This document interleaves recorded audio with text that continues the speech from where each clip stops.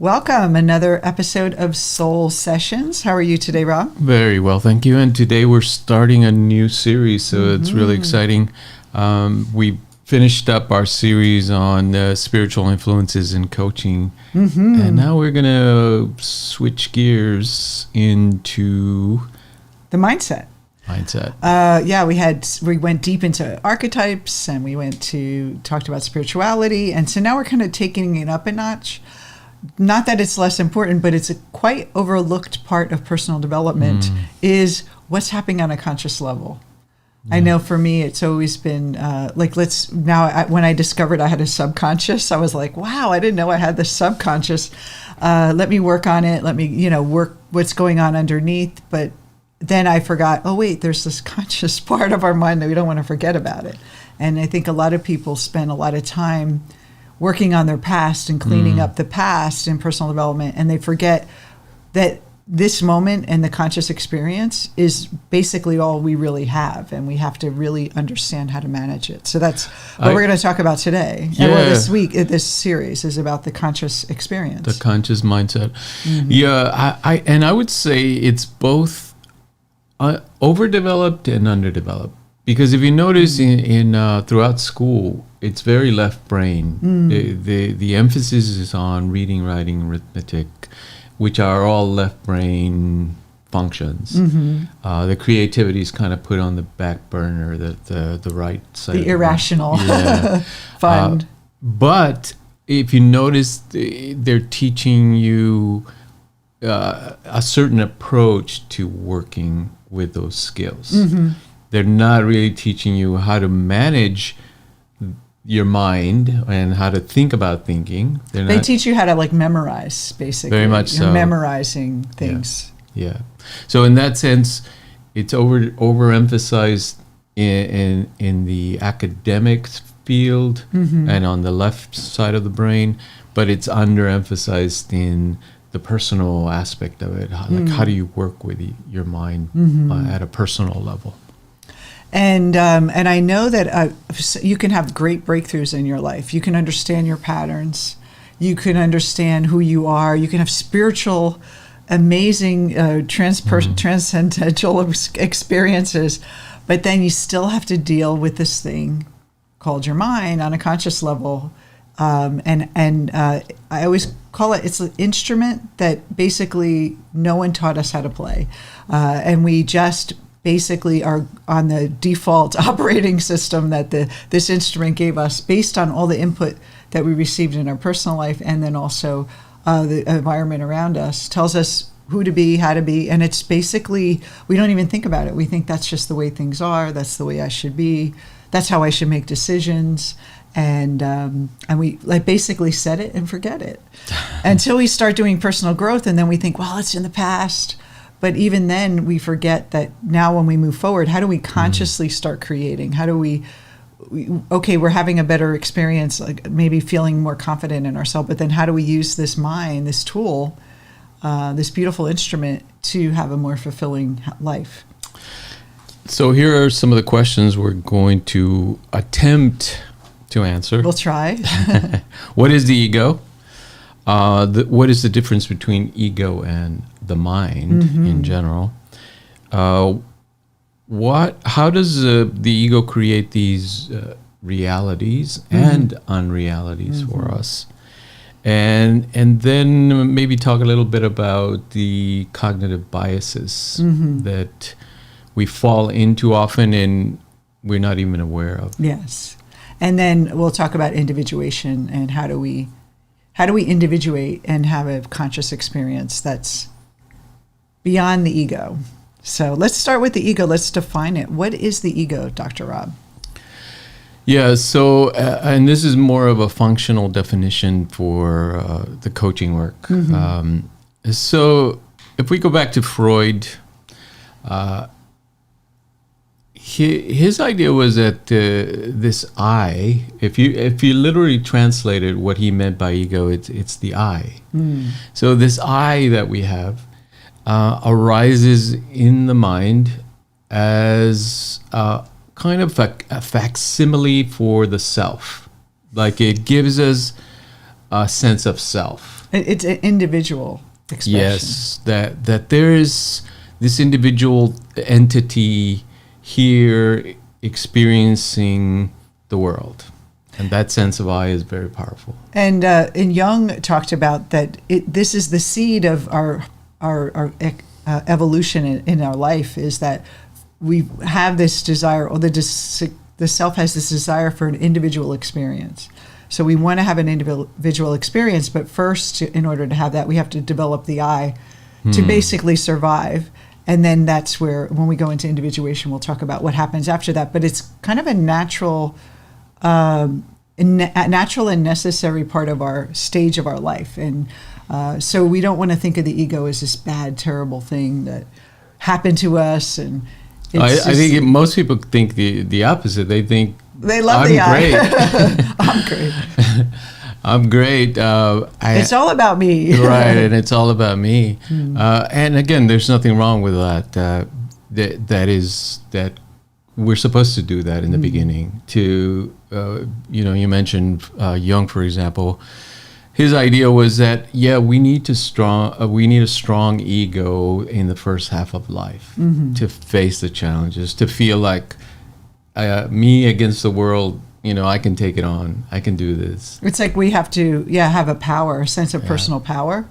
Absolutely. In order to prepare us for the spiritual growth that we need. You can't really enter the unconscious or the spiritual realms with a weak ego, because then you're basically falling into some traps, but we'll talk about.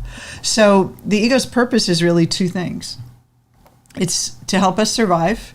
So we have this sense of I, that I am this body, and so it better not die because I am this body. So it's that kind of ability to desire to live, desire to eat, desire to maybe even procreate, for enjoyment, to move away from pain toward pleasure, to have basically that kind of survival instinct in us to carry on and have this I survives. The second one is to fit in with society. So there's survival, and then the fitting in. So it's when you look at it from a deep place, it is another survival mechanism, but it's higher than just protecting the physical body. It's more like we're more protecting the concept of the identity versus the physicality of it. We're the concept of our personality, of our morality, who we are as a person. I think we're definitely relational beings in that sense. We want to survive physically, of course. Like that's our animal nature. But then the social nature is more, am I relating to others in a meaningful way? Yeah. And do I feel like we have the desire for connection and, shared experiences, like we don't want to be alone. So we have that ego is like I'm an object and you're an object and we need to kind of hang out together, that I'm in the world and so I need these things to survive and to feel happy and all those things. So if you think about it, that the ego's, that's a good things that the ego can do. It's not like harmful. It's very helpful to have a part of our psyche that's helping us with that. Now, what's the difference between the ego and the mind? Because a lot of people confuse those two. So from a Jungian perspective, what would you say? Yeah, and Jung was very much influenced by Eastern philosophy. And so here's where it gets, like one of my students said, very trippy. It gets trippy because once we start to investigate, is there really a sense of I in the mind? Who is I? Who and what is that I? We can't really seem to find it. It seems to arise from the mind, the general mind, meaning the things that we're perceiving. Our brain is processing all that information and constructing this qualia or this experience of life. And out of that experience, there seems to arise this I. Because it's basically we believe we're the ones experiencing There has to be someone experiencing this. Exactly. It's almost like implied. If I'm seeing an object, there must be a me seeing the object, like a separate entity perceiving something. And so in a physical body, we see you have, like they call it the theory of mind, like your mind. I assume that you see what I see, but I also know that you're looking this way, so you see something, and I'm looking that way, I see something different. So we have this concept of that your eye is different than my eye. It's very much a perceptual phenomena, that the way we perceive the world gives rise to the sense of I automatically. Because we have a body. As long as we have a body, we have an eye. Right. There must be somebody perceiving the world or seeing what I'm seeing. Yeah. And that sense of I it feels very solid to people. Like we never question it because it's simply like it's like self-evident that I'm the one that's perceiving, I'm the one that's seeing these objects, and I'm the one that was here yesterday and the day before, meaning all our past history feels very solid to us. Like I know it was definitely there and it happened this way. But once we start to investigate it, to tease it apart and really examine it, it starts to fall apart very quickly because nobody else can see our past history except us. And we can't even see it. Sometimes we forget what happened. And it's only an idea. It's a memory. It's a concept. So it's an event, and then we make meaning of it, attributing to our personality, our person, and then that arises the I. Like, this happened to me, and this is how I saw it and how I experienced it. Yes. So not only is the experience not that solid or as solid as it feels, but the I itself is not as solid as it feels.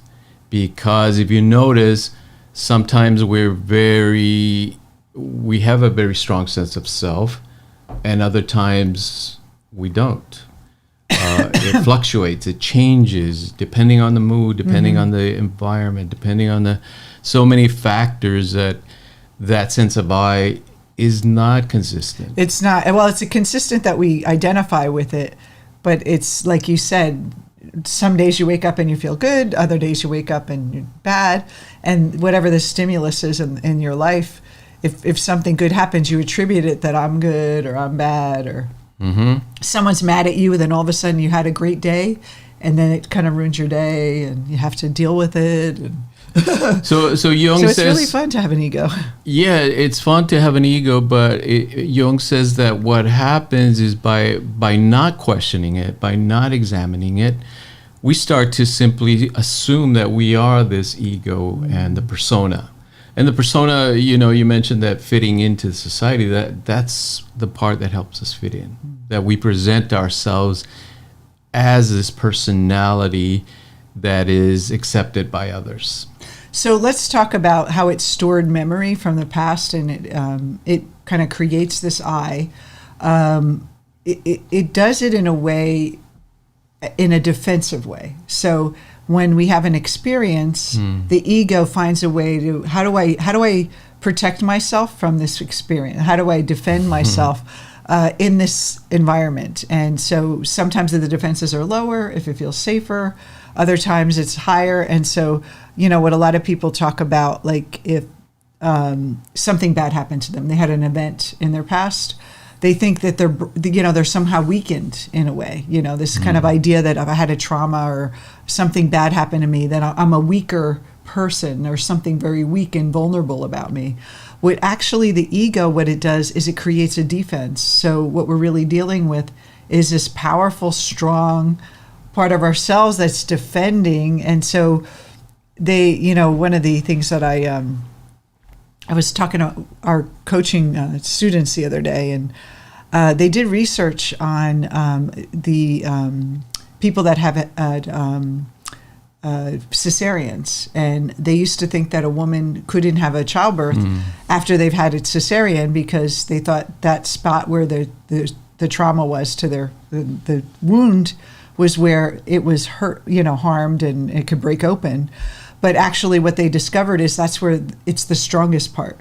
So when we have these things that we think, oh, these terrible things happen to me, your ego is there to actually help you and stay safe. So it really is this strong sense of defensiveness. And of course, those defenses are reacting to that situation, and then it carries over and just thinks that every situation is the same. So it turns into a defensiveness, but it's not in essence bad what it's doing. It's just needs to be updated.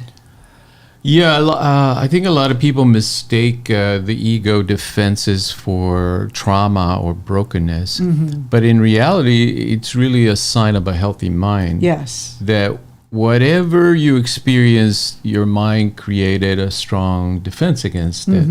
It's simply that it's outdated now. You don't need it anymore, but it's still operating. If you don't examine your mind, if you don't examine this or question what is this persona ego that I'm playing out, it simply holds on to past experiences and says the world could show up in the same way, and so you have to be ready for it. And so that's why people repeat these patterns, because their mind has prepared them for it from past experiences. And we'll talk about cognitive bias, but that's really what happens. We end up seeing what we fear, like if we're defended against it. So the goal is, let me ask you this question, the difference between the ego and the mind. Maybe I should change the question to thinking. Is it all ego? Is the thoughts, or all our thoughts ego, or are there's ego thoughts and there's higher thoughts? Right, that's a good question, because it gets to really the heart of it. So if the ego is not this solid thing that's in our mind, what it is, it's a function, very much like an app. It's an application that the mind uses to give us that sense of self. But the mind in general is not the whole of the ego, or so the ego is not the whole of the mind. So you can actually watch your thoughts without saying that's me. That's right. But when we identify with the thought, then the ego identifies. So the thinking itself is neutral. And if the ego's believing the thought, that's where we go off the rails, because we believe I'm thinking I'm not good enough. So it's true. So I need to change that to I am good enough. But you're really still just reprogramming the ego. You're not really transcending the ego. So that's the very interesting part. So let me ask you this. Is there another level of thinking outside the ego? What would you call that? Yeah, that higher level is often called intellect. And the intellect is the ability to discern without having the ego kind of be in the middle of it. Kind of objectively? The ego is extra. Yeah, yes. There is that objectivity to it, that we're removing the sense of I and just observing from a neutral point of view. So when we understand the nature of our mind, that's really the key, is understanding this nature instead of trying to change the thought. If we understand that from a higher intellect, that witness part of ourselves, more of a kind of a not disconnected but non-attached part of watching the thoughts. That's why meditation is so powerful. That's why a lot of Eastern philosophies talk about meditation, not visualization, but just sitting with your mind. You start to realize, wait a minute, this story I'm like all caught up in is not really real. And you can really start pulling yourself out of that. It's almost like a trance you're in. The ego puts you in this trance of, this is right. And you get kind of confused and worried and concerned over things that are not really real. Yeah, and here's where a lot of people resist. But it's not so much that we're saying that your experiences are not real, but we're simply questioning, are they an absolute reality? Are they an absolute reality in the sense that you're perceiving something that is real to everyone and to every time and every situation? And the answer is simply no. What you are perceiving is an interpretation that your mind is making. And then you're believing what you think, and then you're caught up. I want to share a story.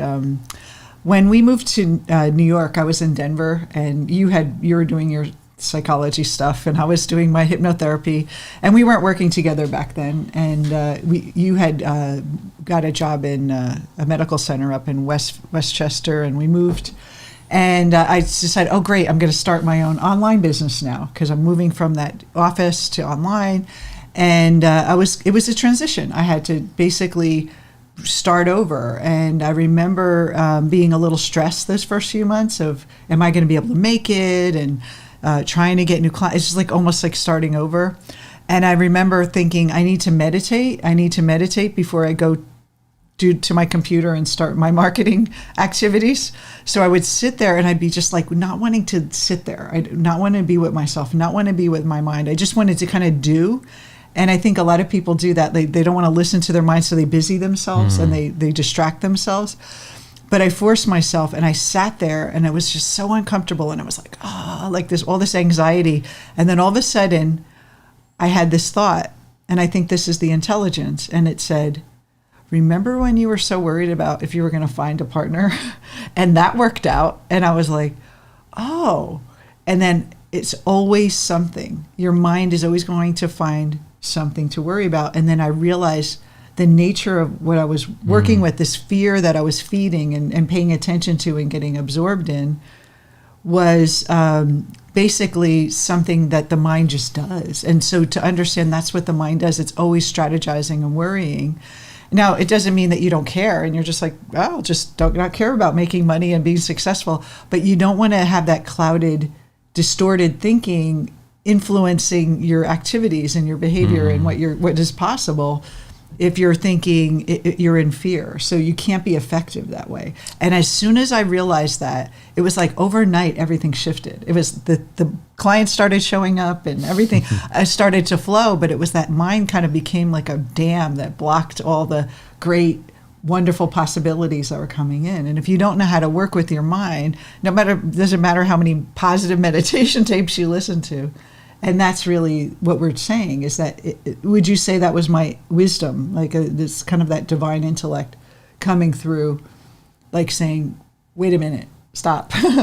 Like kind of like that wisdom that is already in there, just allowing it to arise. Yes. Here's the, let's say, the way it breaks down. So we're saying we're not the ego. Yeah. We have an ego, but it's mainly a function of the mind. Now, so the next question is, are we the mind? And are we our individual mind, the one that is perceiving, thinking, discerning? And the answer is no, we're not the mind either. We have a mind, just like we have a body, but our individual mind is not who we truly are. We are the one that is observing the mind. So it was the observer that said, look at, like kind of noticing where my mind was going and saying, wow, isn't that interesting? Like kind of like a third party coming in and saying, hey, I noticed that thing is off here. Yes, and that pure awareness, that is what is called consciousness. That pure awareness of observing our own mind, that's who we really are. And so when we listen to it or when we experience that, then we're in that wisdom state of mind. It sort of purifies, like the pure awareness purifies your cognitive experience. So for me, it was like sitting with this rumbling and then just being with it and not pushing it away made this other part of my mind arise. Like we always tell our clients, sit with the feelings, sit with the stress. And they're like, what? I want to get rid of it. I want to put it in a ball and send it away. But by wrestling with it, it's like almost like a friction that happens, that the pure awareness starts to, when you just sit with it, the pure awareness is a natural arising from it. Yes, because what it allows you to do is to observe any emotion, any thought, without being caught up in it. Meaning that the pure awareness is untainted by the emotion or by the thought, even though it's able to observe it very clearly, very distinctly, and even experience it. The mind is experiencing the emotion, But because we understand the true nature of that emotion or thought, we're free from it. We're not caught up in it. It's so simple. And we all think we need these magic tricks to get this enlightenment, but it's always right here, that pure awareness. So let's talk about, like, say someone didn't become self-aware and they think they're the ego, and then they decide to seek spiritual solutions, and they haven't really understood what the ego is. There is this, or it just went maybe spiritual or some other kind of goal, like success or love. What happens is that we get a kind of inflation of the ego. It inflates into, like when someone, we see this when we fall in love. When someone like falls in love with us, we're like, oh, like it's almost like they're like the ego feels this kind of, I'm so great, I'm in love, and the spirituality that kind of I have this mystical spiritual power now. I'm intuitive, and then the ego can borrow that to basically attach itself to those things. Absolutely, because if you're acting out of ego, then any kind of power that you accumulate personally, money is power, or financial freedom is power, or relational power, right? That you have a lot of people following you, or your leader, or your boss, or something. That power then inflates the ego, because you're still identifying as the ego, and you're thinking, I'm the one that's doing these great things.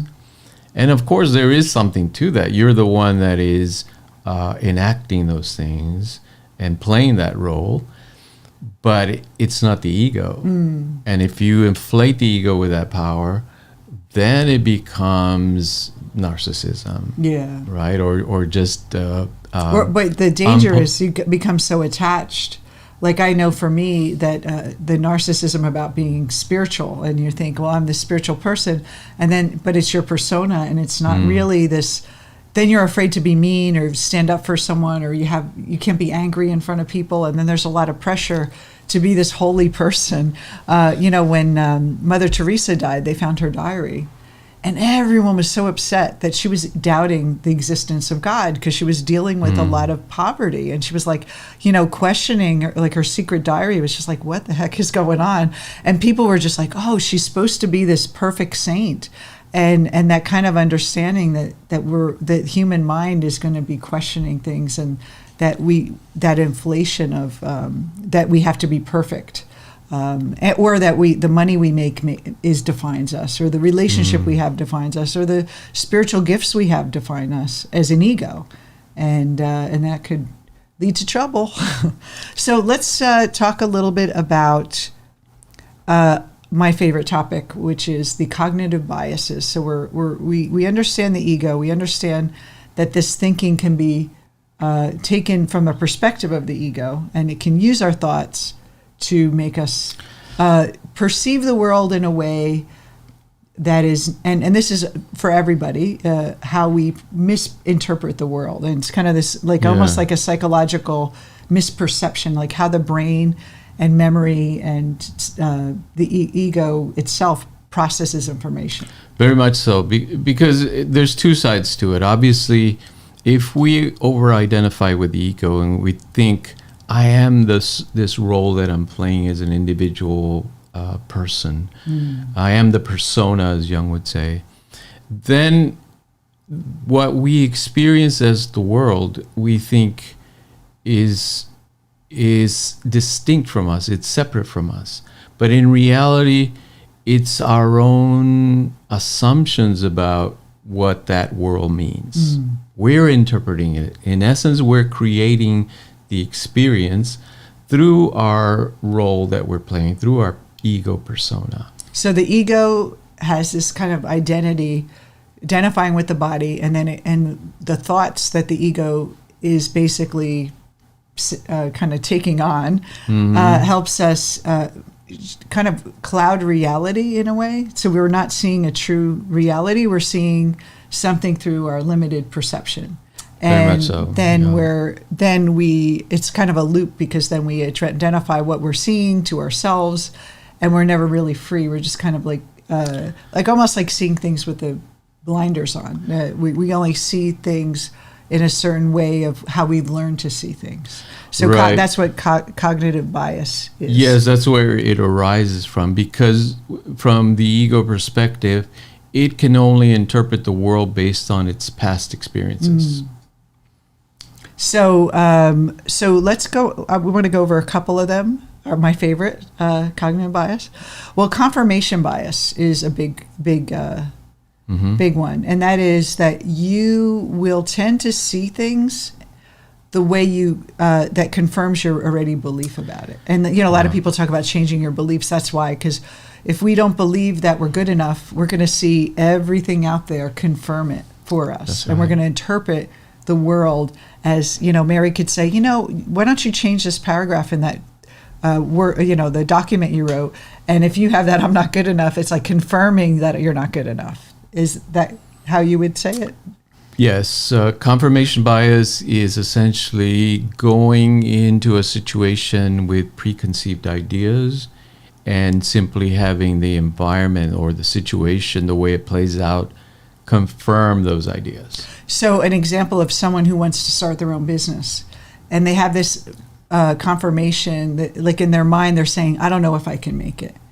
So they go out there and things aren't working, and it's like, yeah, that's confirming what I expected. Like almost like we see in the world what we expect to see. Mm-hmm. That would be a way. Yes. This is a cool one. And there's like hundreds of, categories of cognitive bias.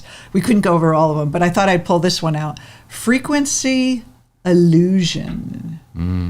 And that is when you have your mind set on something that is meaningful to you, that causes an impact, then all of a sudden you see it everywhere. So a good example is, hey,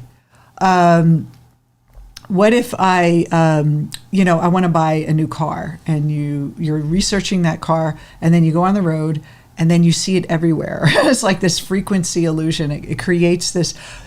Everyone has that car. If we, it's almost like that emotional connection to a symbol or something in the world, and then we end up seeing it all the way, and then we kind of make it mean that it means something, like it's a sign. Yes. And hindsight bias. Do you want to explain that one? That is, hindsight is 20/20.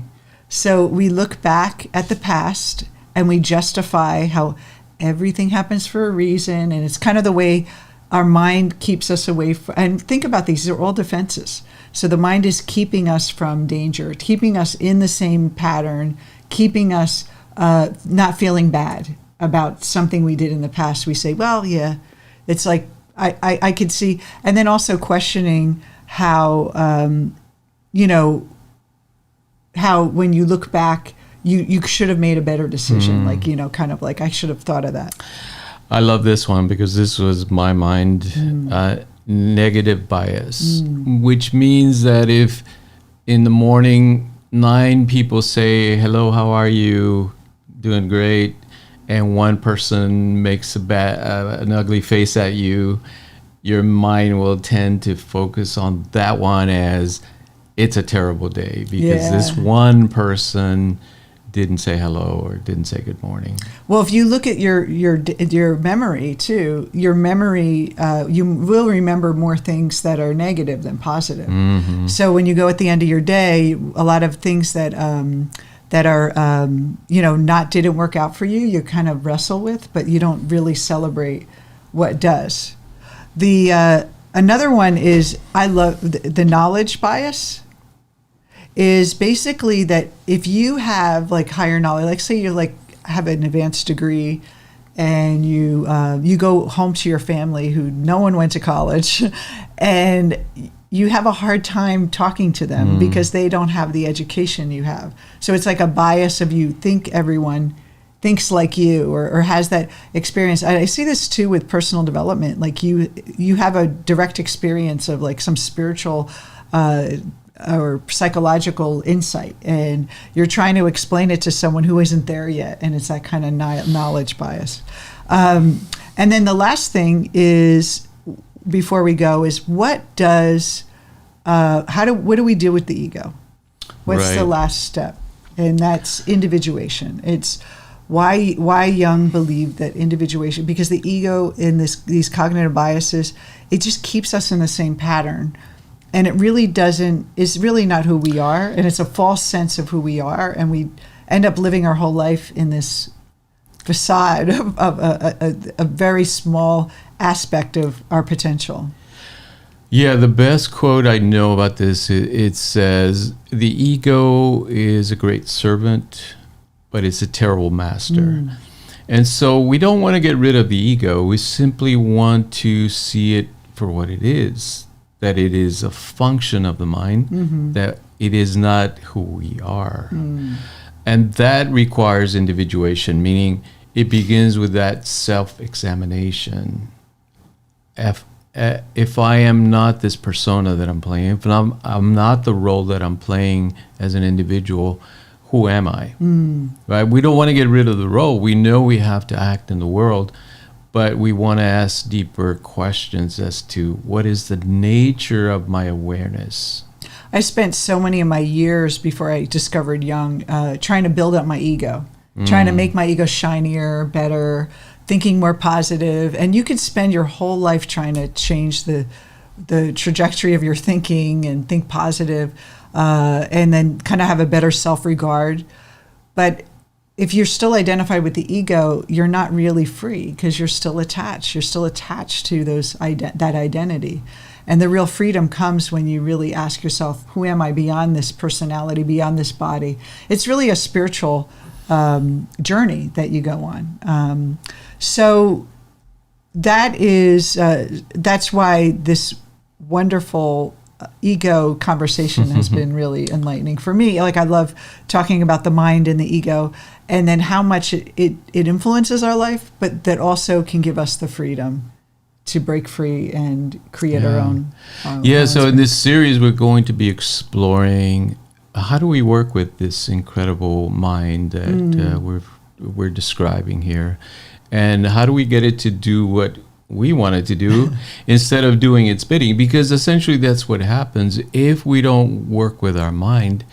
It dictates to us how we're going to be in the world. It creates our attitude. Everything. It creates our perception of what is possible. And if we don't take control of it and drive it, it's going to drive us. That's right. So what a great call today. We will see you next week for our next episode on the Mindset series. And thank you all for joining us. It's been a wonderful, wonderful afternoon. And we'll see you next week. Thanks for watching. Take care.